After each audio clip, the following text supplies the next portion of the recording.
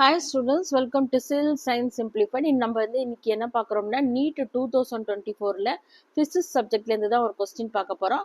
அதாவது a particle moving with uniform speed in a circular path maintains constant velocity, constant acceleration, constant velocity but varying acceleration, varying velocity and varying acceleration.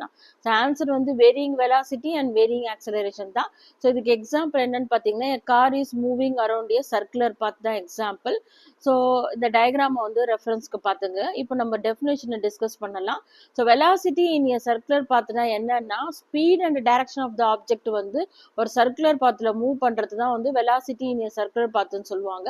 So velocity ஒரு vector quantity உங்களுக்கு ஏற்கனவே தெரியும். அதனால அதுக்கு மேக்னிடியூடும் இருக்கும், டைரக்ஷனும் இருக்கும். So circular வெலாசிட்டியோட formula பார்த்தீங்கன்னா விசி ஈக்குவல் டு 2πr/t.